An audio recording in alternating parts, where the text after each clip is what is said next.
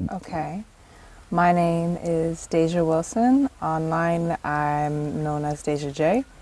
I am a professional model, so I've been in Elle, Harper's Bazaar. I've been worked with Dior, Ralph Lauren, a lot of different brands. I'm a poet, a writer. I do spoken word. I'm an artist. I do charcoal, graphite. I paint. In addition to that, I think the most important thing is that I'm a human being, and I understand that that is connected to everything. So kind of my purpose here is to get people to understand through their own perception that we are all this oneness that exists, and to be able to honor that. You have so many kind of skill, many talents. What is the most favorite skill for you? I would say poetry. Writing is my favorite. Just because, in a sense, I love creating art in general, and I make clothing and earrings as well, because I think it's important to know how to make these things for yourself, and they have so much more meaning when you do. But something about poetry is something I've been doing since I was very little, and writing, to me, it allows me to flow, even connected to a higher power, to be able to put it on a piece of paper. But more importantly, words, sound, vibration, it affects people like nothing else, like music and storytelling, things like that. And I really love how through my words I can convey a message and allow someone to feel what I was feeling, but it can be very custom to that person, in the sense that if I tell you a story, what you actually vision might be completely different from what I see when I tell it, but it's like the perfect movie for you. That's the way I view writing. I can paint a picture and you can see it exactly how you need to see it. So I think that's a really, really powerful art form. It's more than just, here's the picture and you're looking at it. You can actually use your imagination when I write it. So you use poem to express things a lot from your life. Who is your inspiration about poetry? Poetry. I would have to say John Trudell. John Trudell. Yes, his poetry it's very much about, he's a Native American, and it's very much about life and living and giving back to the earth, and how we are part of this, we are one with it. But he does it in such a way where he's telling you that everything we're surrounded by kind of is hallucination, and it's something we've been tricked into looking at, but it's not the truth. So the way he does his art is just very straightforward, but also poetic, in the sense that you don't exactly know you're taking the medicine, but you're getting it in a beautiful way. And I think that paying homage to our ancestors, the indigenous people, the people who know the ways of healing and living, while also creating such a beautiful, I mean, it's like playing, really. There are times I will write and I end up just laughing, because the way the story comes out is so beautiful, and I didn't even think I had it in me to do it that time. And it's really beautiful to me, and I think it's really connection to God, if you would give it a name. God, it's a really beautiful thing. My world is maybe narrow, but so far I feel like it's very rare to see new generation or young people who are interested in poem. Now, everywhere I go, I saw people talk about business, about making money, about cryptocurrency, about things like that. So most of young people that I know, they're just exciting about how to make money. But not many people in my life that I see that they're interested in poem or poetry or something like that. So do you think you're strange? I'm definitely strange, I would say that. But it's good to be a stranger in this world, in that sense.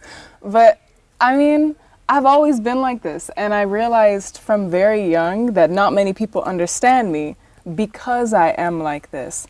And I learned to stop looking for that. I don't always need for someone to be next to me or to understand me and say, yeah, this is right or that's right. Yeah. Because I found there's so much more strength in really creating your own path and following your gift, because I realized very early on it was a gift. I would have so much fun. In elementary school, when I'm little, I don't care about what's going on around me. I write. I read to learn new words so I can play with those and write with those. And it becomes this beautiful thing where I lose myself in it. So to me, I guess it is strange in a sense, but I also realize that it's something that people really need, because it's not just some poetry. And I think everybody has their own talent, you know, but some poetry, it's about things that people feel. Like, okay, I broke up with my boyfriend, so I'm going to write a poem. Maybe she felt that when she wrote it. But I like to write things that make you feel and think. Really, really think. Because I feel like you're saying, technology, cryptocurrency, people aren't thinking. They're not thinking, they're reacting. You see all of these different things in your face, so you jump. And you forget, this is where my home is. This is where I can channel the truth. This is where I can figure out where I actually need to go and what I need to do. So, I don't know. It's strange, yeah, but I don't view it ever as a bad thing, because I think that it's unique. I find it to be very unique. Do you think is it hard to communicate with people with poem? No, it's actually easier to me if you do it right. I think, and honestly, I don't take credit for it, because I think that any gift that we really have that's like that, where it just pours out of you, it's coming from nature. It's coming from this power of oneness and everything that we have. So I almost don't like to take credit for it, because I just want to be an instrument of channel. Like, let it come through me, because it feels amazing when I release it.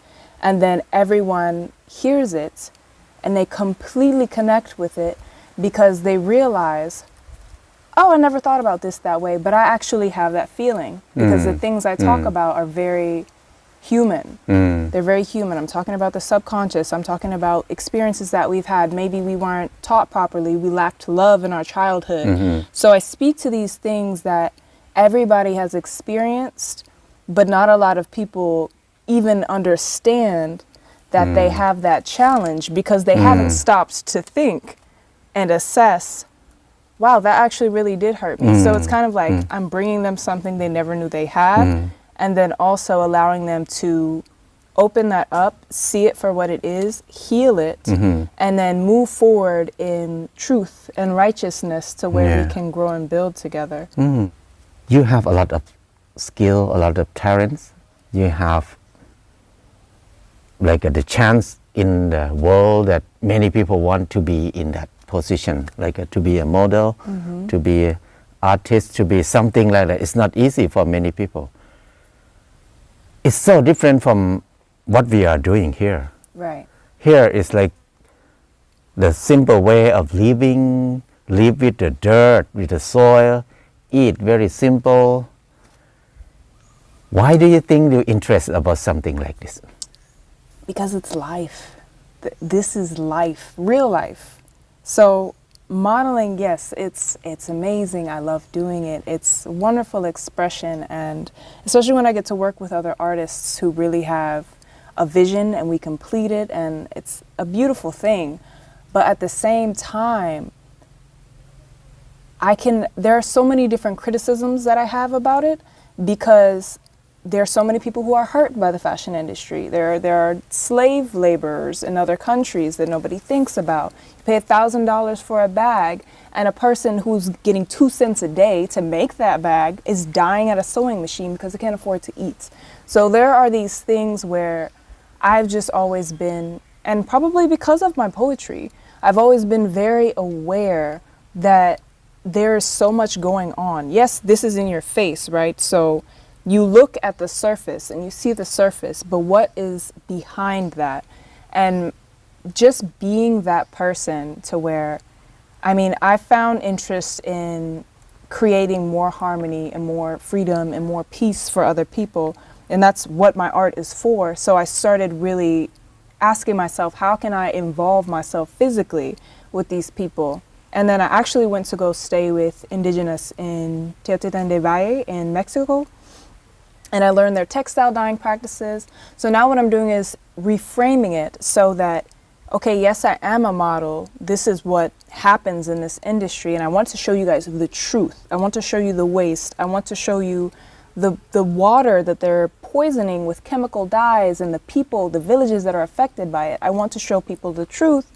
And I want them to know that we don't have to live by capitalism. That is not the only option. There actually had a conversation with a gentleman earlier, and he was saying that in this society, in America particularly, people can more easily imagine the end of the world than they can the end of capitalism, which is crazy.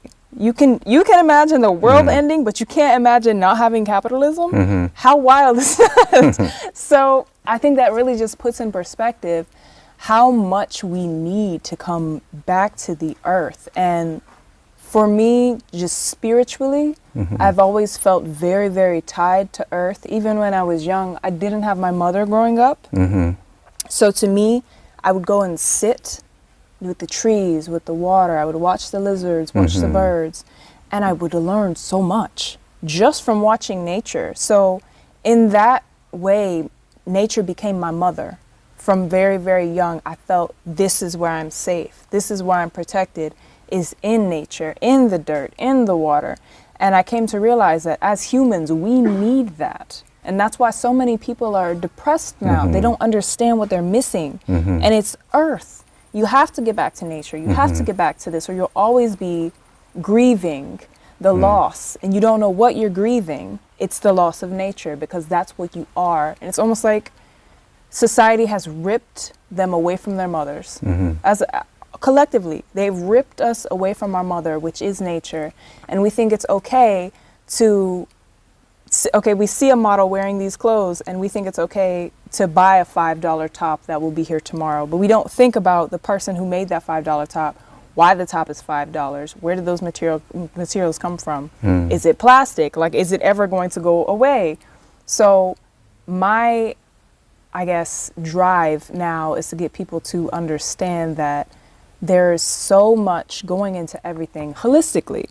And we cannot know life. We can't say we know life if we don't know how to step back and look at the bigger picture, because there's so much specialization now where one person knows how to do this one thing. And if all you know is this one thing, you miss out on the whole life, the whole world, because there's so much more going on.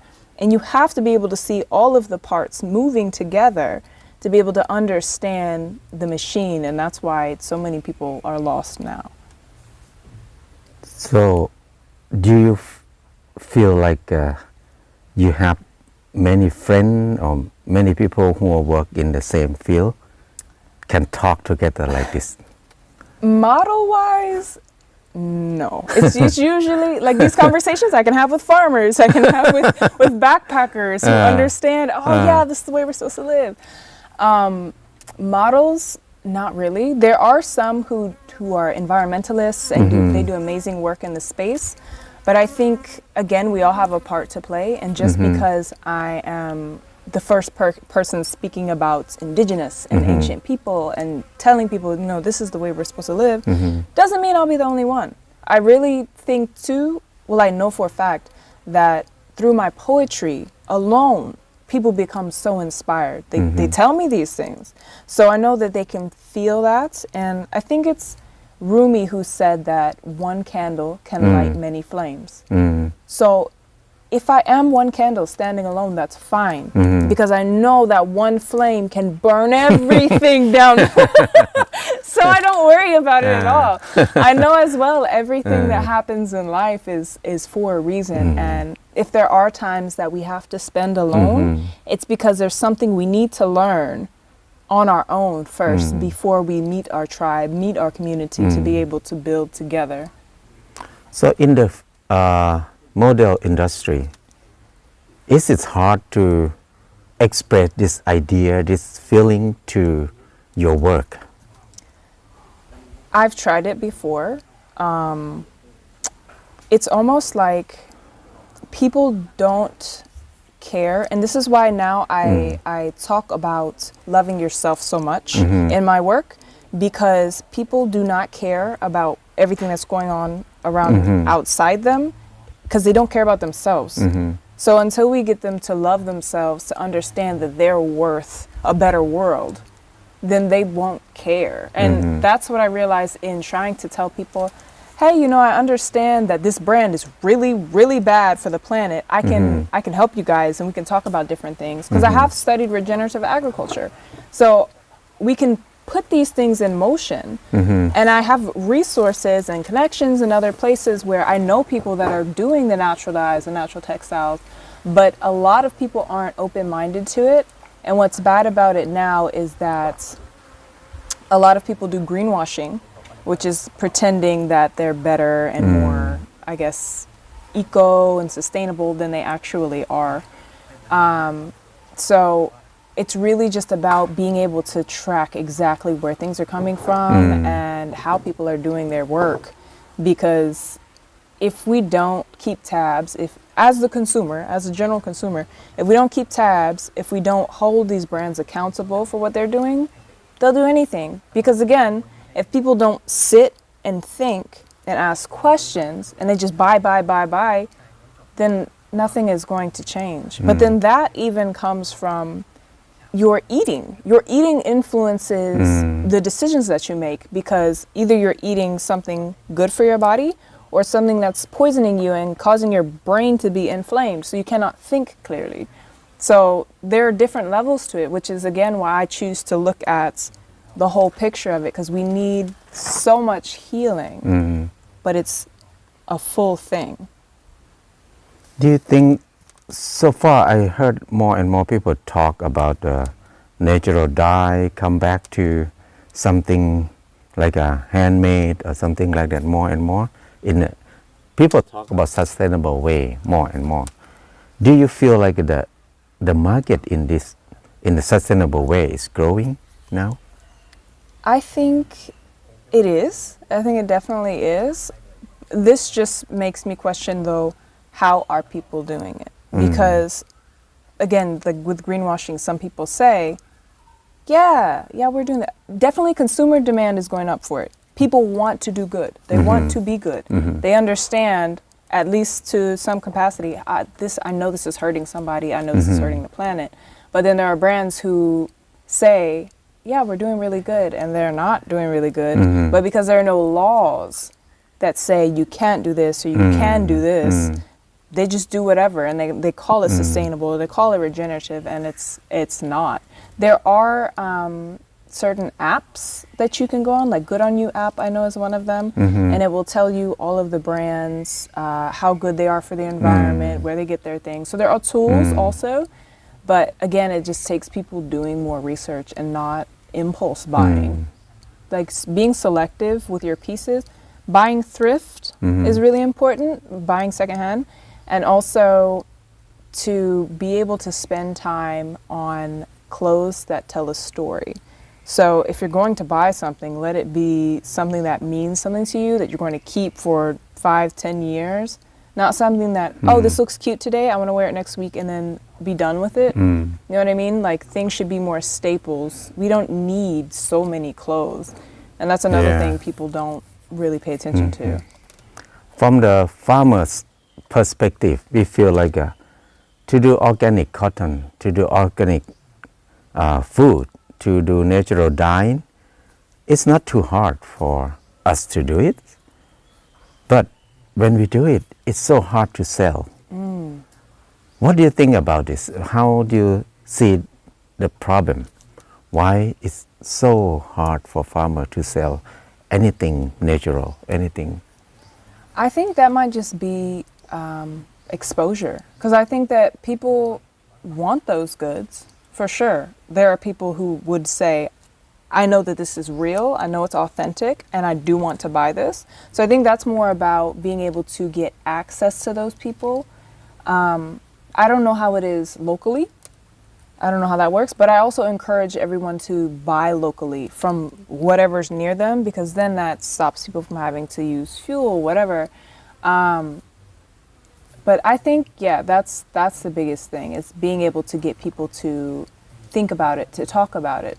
And I think also showing the process is really important, because people love to see how things are made, and then that will make them want to buy it more. You know what I mean? So I think all of those things definitely go into it. Like I always buy from people I know. Okay, this was handmade. I know the people that made it. I see they dyed it with this leaf, that leaf, coffee grounds. Like there's all these different things. I have a sweater made from mango. So there are all these different things that you can do, and it's really, really cool when people can see how it actually happens, because then they appreciate it more because they know the process. Have you ever think to start a company, a business, to do some business like this to help farmer, to help people to grow, to do some things in a sustainable way more and more? Yes, actually, I already have all the designs drawn for a clothing business. So my idea was to do hemp, but I have not found really a hemp farmer that makes the cloth. So that's the thing for me that I'm working on now. But in general, there's so many different natural dyers. Like these are things I look for, though. A lot of people don't look for these things, but I look for them. I see them in different countries and things like that. That's definitely on my list to do. Do you do it here? Hemp is a new thing because we just legalize it. Not just a few years. Even the fiber? No, to grow them. They consider hemp as a marijuana. Right. In the same family. So it's quite funny thinking why your government, you have a lot of scientists, you have a lot of academic people, why you don't know it's different. Right. No, they do. They do. It's one of those plants that does everything. Like that's one of it removes radiation from the soil. It can feed people. The seeds have, I think it's almost all of the, omega-3, but I think they also have almost all of the amino acids also. So it's a complete protein. So it has all of these things. There's that, amaranth, and what is the other one? Chia? No, it wasn't chia. There's another one. But these are plants that will grow anywhere, anytime, very little water. Yes, so that will feed you through the famine. I think that's why we can't have it. Because it's so easy to grow them. Right. It's hard to control. It's hard to monopolize it. It's like a weed, They call it a weed. Very interesting. So when you're interested into this idea in the sustainable thinking way more and more, how do you picture yourself? What do you want to make it? How do you want to make it like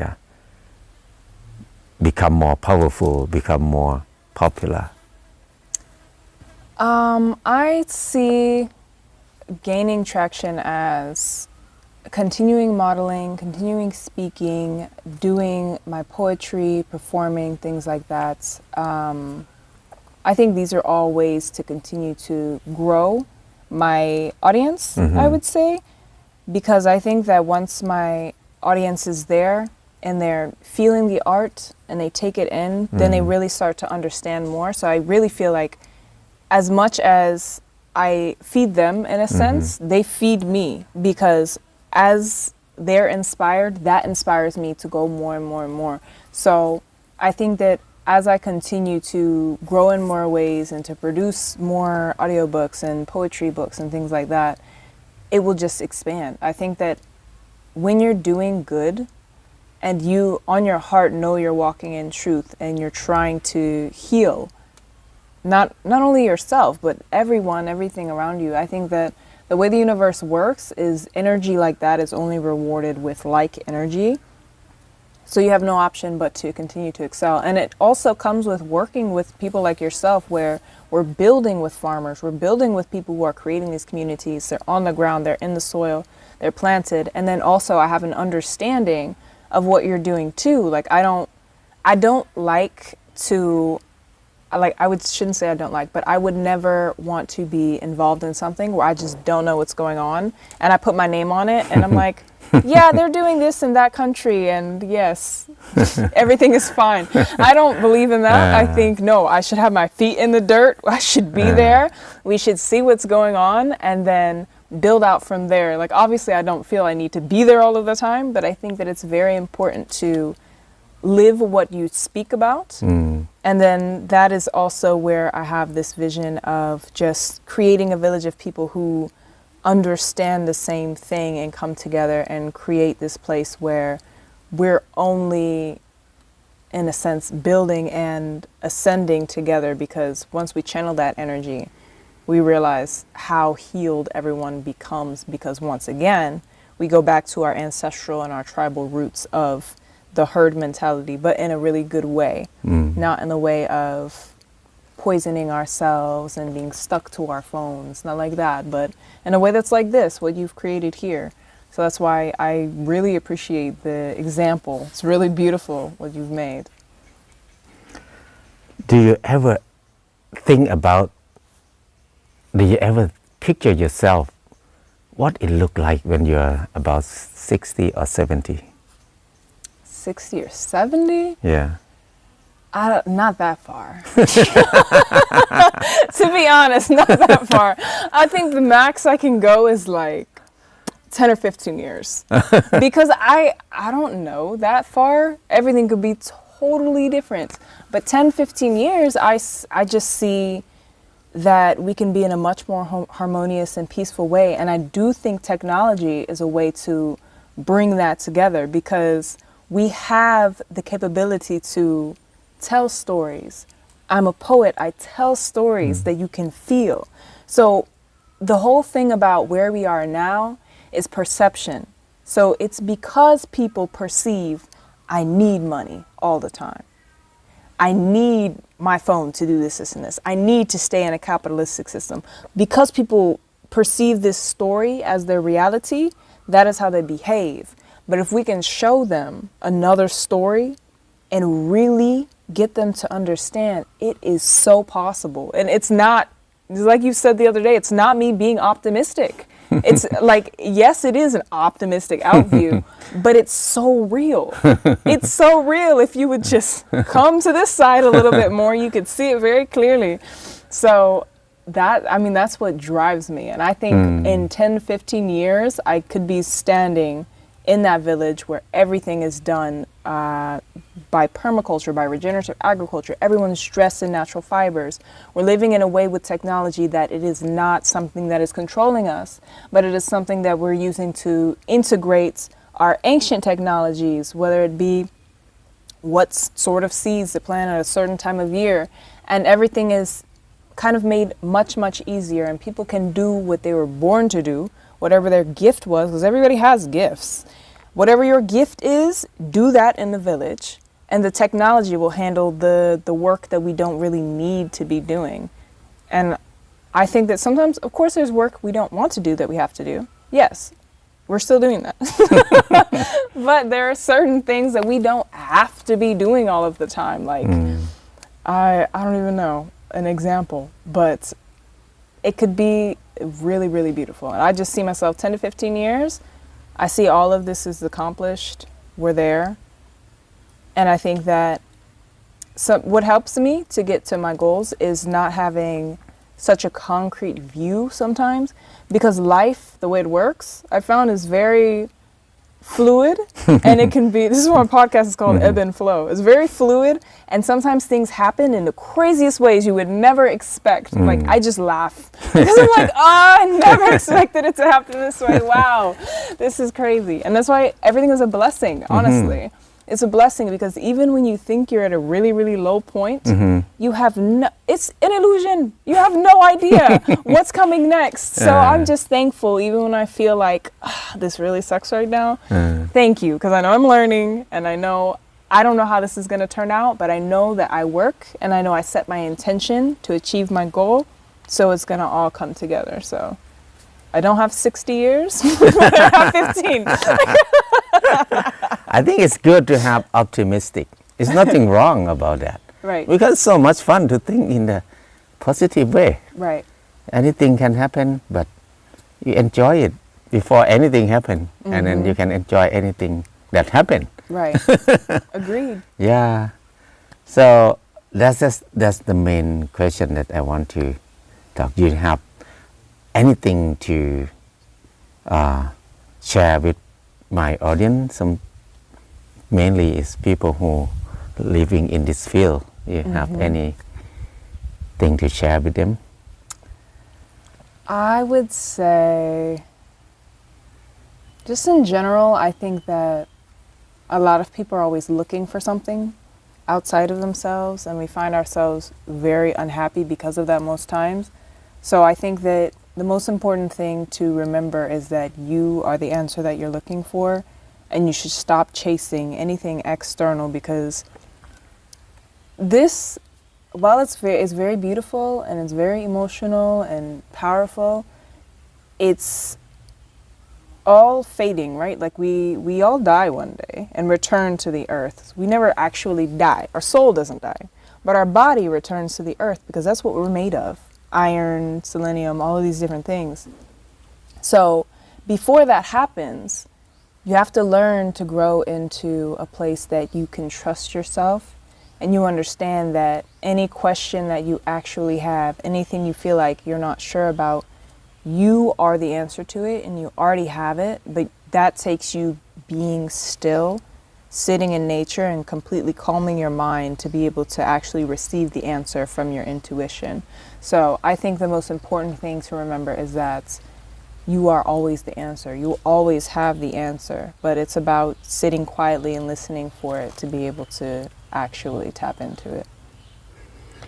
How can people follow you? If they're interested with your work, with what you are doing, how many ways? All of my platforms are Dajiajay, so it's Dajiajay. So that's YouTube, that's Instagram. And if you go on my Instagram, there's a link in my bio that has access to all my other websites, all my other projects. You can sign up for emails for when the podcast drops. And I'm about to release a poetry audiobook as well, so that will also be available there. And I mean, I do TikTok as well, not on there very often though, because that is a whole, TikTok as a whole. But it's also the same tag, the Dajiajay. Wow, thank you so much.